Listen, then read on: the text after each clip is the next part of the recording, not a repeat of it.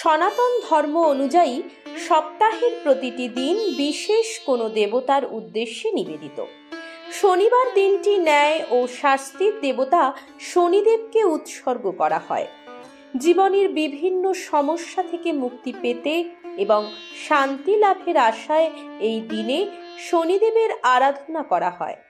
জ্যোতিষশাস্ত্র মতে কর্মজীবনে সাফল্য এবং উন্নতির জন্য শনিদেবের পূজা অত্যন্ত ফলদায়ক। বর্তমানে শনিদেব কুম্ভ রাশিতে অবস্থান করছেন। 2025 সালের মার্চ মাসে তিনি কুম্ভ রাশি থেকে বেরিয়ে মীন রাশিতে প্রবেশ করবেন। এই পরিবর্তনের ফলে 12টি রাশির জাতক জাতিকাদের জীবনে ইতিবাচক ও নেতিবাচক উভয় ধরনের প্রভাব পড়বে। কর্মফলদাতা শনি বর্তমানে কুম্ভ রাশিতে উপবিষ্ট এবং 29 মার্চ মীন রাশিতে প্রবেশ করবেন।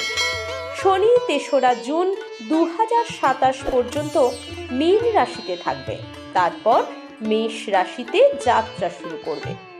মীন রাশিতে শনির গমনের কারণে কিছু রাশির জাতক জাতিকাদের উপকার হবে এবং কিছু সমস্যা বাড়বে, তবে 3 রাশির ভাগ্য বদলাতে পারে।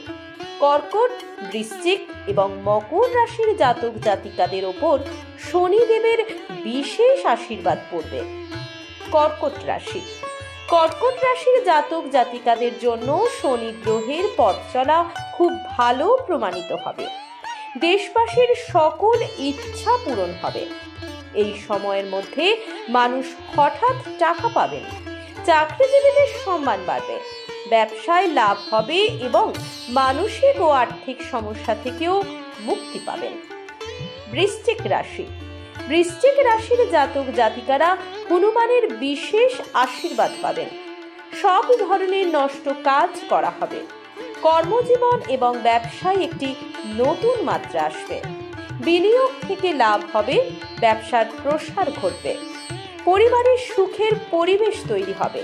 আটকে থাকা অর্থ উদ্ধার হতে পারে। শনিদেবের কৃপায় চাকরিতেও পদোন্নতি পেতে পারেন। মকর রাশির জাতক জাতিকারা শনির সাদেশতি থেকে স্বস্তি পাবেন। আটকে থাকা কাজ শেষ হবে। আটকে থাকা অর্থ প্রাপ্তি হবে। ব্যবসায় উন্নতির প্রবল সম্ভাবনা রয়েছে। শত্রুরা পরাজিত হবে এবং প্রতিযোগিতামূলক পরীক্ষায় সাফল্যের সম্ভাবনা রয়েছে। চাকরিজীবীরা ভালো কাজের সুযোগ পাবেন। এই রকম ভিডিও দেখার জন্য আমাদের চ্যানেল সাবস্ক্রাইব করুন। ভালো লাগলে লাইক করুন, কোনো প্রশ্ন থাকলে কমেন্টস করুন।